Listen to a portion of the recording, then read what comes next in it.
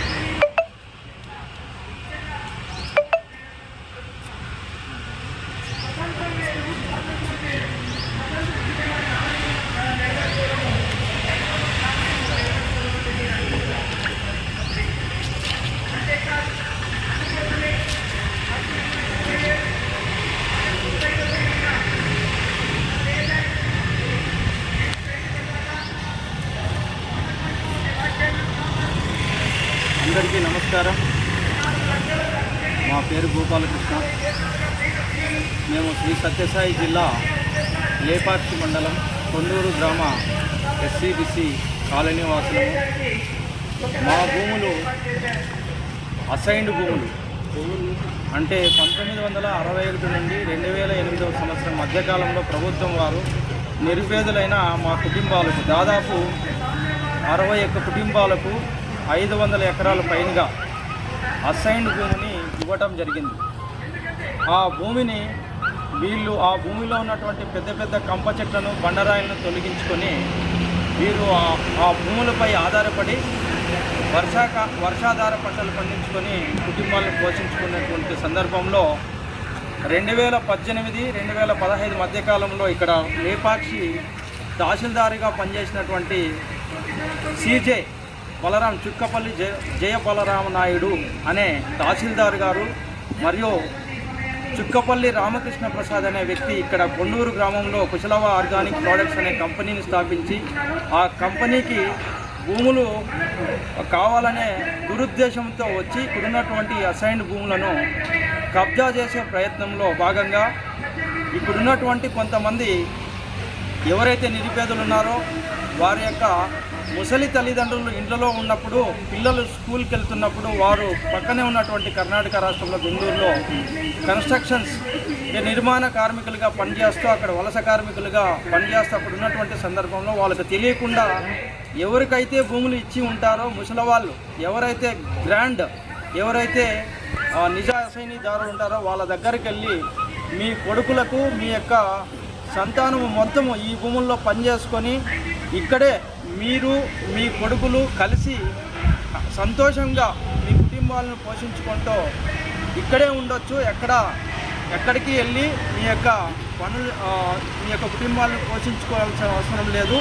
ఇక్కడే ఉండి ఇక్కడే మీరు సంతోషంగా మీ భూములు మా చేతికి ఇస్తే ఆ భూములు డెవలప్ చేసి మీ చేతికి ఇస్తాము.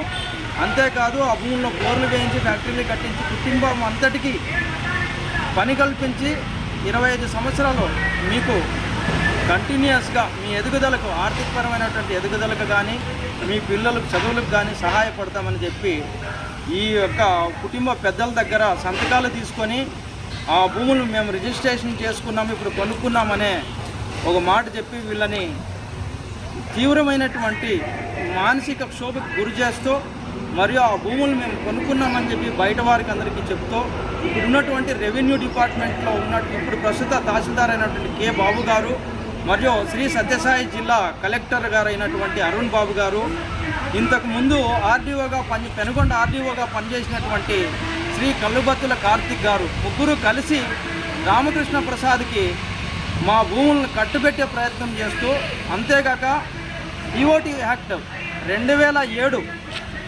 9/77 యాక్ట్ అని అంటారు. ఈ యాక్ట్లో ఉన్నటువంటి section number 4 clause number B 2-3 ప్రకారము మా భూములు ఒకసారి అన్యాక్రాంతమైన భూమి లేని నిరుపేదలకే తిరిగి ఇవ్వాలని ఉన్న ఉద్దేశపూర్వకంగా రామకృష్ణ ప్రసాద్ సార్ గారికి వీళ్ళు కట్టుకట్టే ప్రయత్నం చేస్తున్నారు. మమ్మల్ని అందరినీను అనాథలను చేసి, రోడ్డు పాలన చేసి, ఆర్థికపరమైనటువంటి ఎదుగుదలను ఇప్పుడు ప్రస్తుతానికి ఉన్నటువంటి సమాజంలో మాకు ఉన్నటువంటి గౌరవాన్ని తగ్గిస్తూ, ఎదుగుదలను తొక్కి పడేస్తూ మా జీవితాలని రోడ్డు పాలన చేసే ప్రయత్నం చేస్తున్నారు. ఈ ప్రయత్నానికి అడ్డుకట్టి వేసే విధంగా గత 4 సంవత్సరాలుగా మేము అంతా కలిసికట్టుగా మా భూములు మాకు కావాలని పోరాటం చేస్తున్నటువంటి విధానంలో భాగంగా ఎవరైతే తెలిసి తెలియకుండా కొన్ని తప్పులు చేశారో వాళ్ళని సంతానం కొడుకులు బయటికి నెట్టివేయడం. అంటే మాకు తెలియకుండా భూముల దగ్గరికి వెళ్ళి నువ్వు సంతకాలు చేశావు, మీరు మా ఇంట్లో ఉండాల్సిన అవసరం లేదని తల్లిదండ్రులను బయటికి పంపించేస్తున్నారు. తెలిసి తెలియక చేసినటువంటి తప్పుకు వాళ్ళు మానసిక క్షోభకు గురి అయ్యి నెలకొకరు అని ప్రాణాలు వదులుతున్నారు.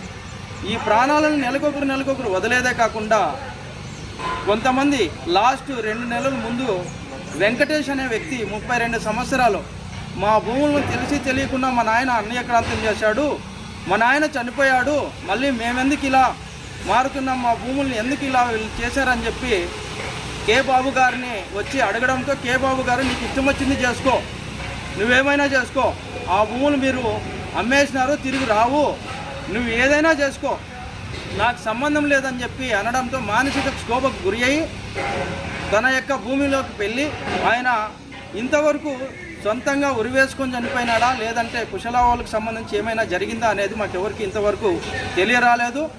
ఆ కేసు పైన మాకు అందరికీ అనుమానాలు ఉన్నాయి.